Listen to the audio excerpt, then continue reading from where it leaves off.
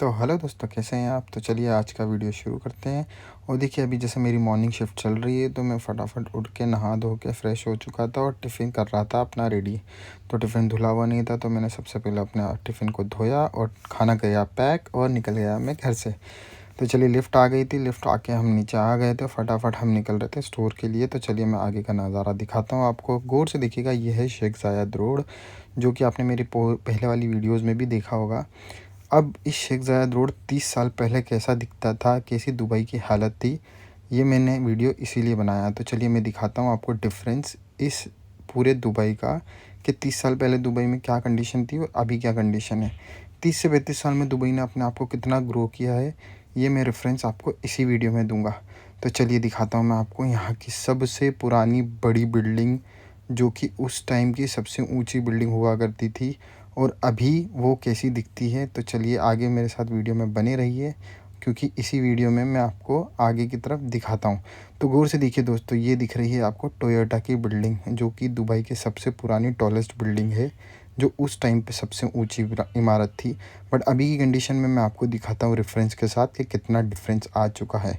तो देखिए चलिए ये दिखाता हूँ मैं, ये देखिए डिफरेंस, ये तब की फ़ोटो है और अभी की कंडीशन आपने देख ली है, कैसे रोड्स बन चुके हैं, कितना अपने आप को ग्रो किया है दुबई ने, कितनी कंपनीज़ यहाँ आके इन्वेस्ट कर रही है, कितने लोग यहाँ कर आकर इन्वेस्ट कर रहे हैं। दुबई अभी के हिसाब से बहुत अच्छा है आपकी जॉब के लिए, आपके रहने के लिए, आपकी फ्यूचर के लिए, क्योंकि यहाँ दिन पर दिन लोग तरक्की ही कर रहे हैं, कोई भी परेशान नहीं हो रहा है। परेशानी स्टार्टिंग में होती है बट कोई नहीं, कोई नहीं। चलिए देखिए आज मैं निकल गया था स्टोर के लिए फटाफट, और कोई भी क्वेश्चन हो तो आप मुझे इस वीडियो में ज़रूर पूछ सकते हैं दुबई के रिगार्डिंग।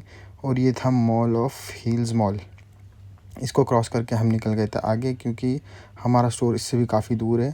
तो चलिए फटाफट अब हम स्टोर के लिए निकल जाते हैं, क्योंकि आज का दिन हमारा रोज़ सुबह मॉर्निंग में जाना होता है। तो आज थोड़ी सी नींद ज़्यादा थी आँखों में, क्योंकि नींद पूरी नहीं हो पाती खाते पीते, तो हम लोगों को वैसे भी रात हो जाती है काफ़ी।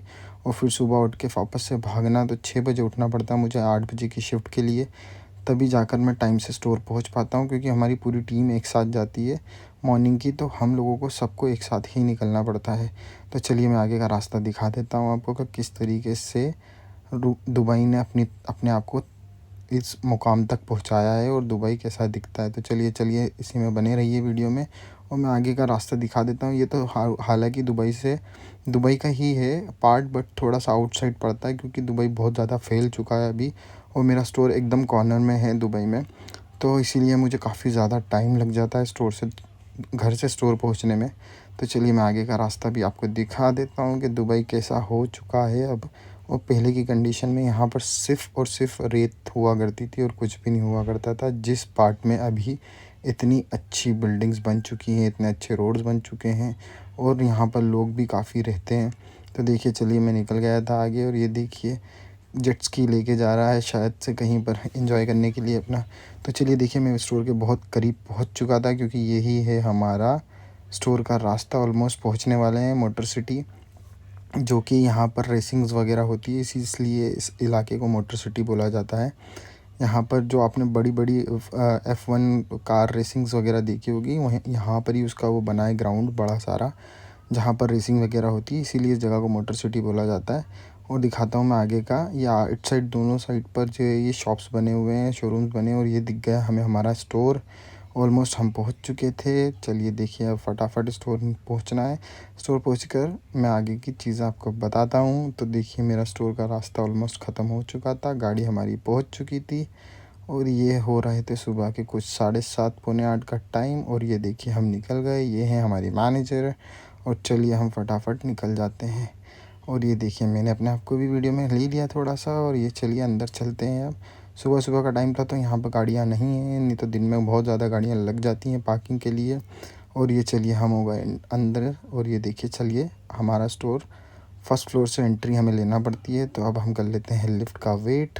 लिफ्ट का वेट करने के बाद चलिए लिफ्ट ऑलमोस्ट आ चुकी थी, हम घुस जाते हैं लिफ्ट के अंदर फटाफट, और दबा देते हैं फर्स्ट फ्लोर का साइन। और चलिए ये लिफ्ट हो गई बंद, और हम निकल जाते हैं ऊपर की ओर। तो चलिए ऊपर फटाफट पहुंचने के बाद मैं दिखाता हूँ आपको हमारे स्टोर का व्यू, जहाँ से हम एंट्री लेते हैं। तो देखिए ये है सुबह स्टॉक आया हुआ था और ये कैमरे में मैंने अपने आप को वॉशरूम में कैद किया, थोड़ा सा फेस वॉश वगैरह कर कुरा के। और ये चलिए हम पहुंच गए थे स्टोर, दिन भर किया काम ख़त्म करके अब हम निकल गए थे घर के लिए। तो चलिए घर का रास्ता भी मैं आपको दिखा देता हूँ।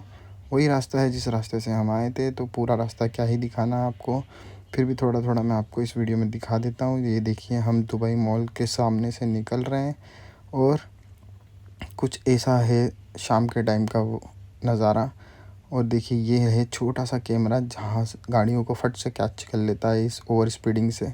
और यहाँ ओवर स्पीडिंग का फ़ाइन है 600 दिरहम। 600 दिरहम मतलब एक बार अगर ओवर स्पीडिंग का आपने क्रॉस कर दिया तो आपको 600 दिरहम मतलब कुछ 13 से 14 हज़ार रुपये का फ़ाइन है सिर्फ़ एक बार का।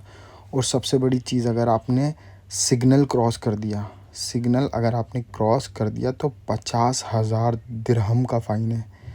अगर आपने सिग्नल तोड़ दिया, हमारे यहाँ तो वैसे भी कोई सिग्नल पे रुकता नहीं, अगर यहाँ सिग्नल आपने तोड़ दिया तो 50,000 दिरहम मतलब लाखों का फ़ाइन, और वो आपको पे करना ही करना है। यहाँ ऐसा नहीं कि फ़ाइन आ गया तो आप भरा नहीं भरा एक बात है, यहाँ तो भरना ही पड़ता है।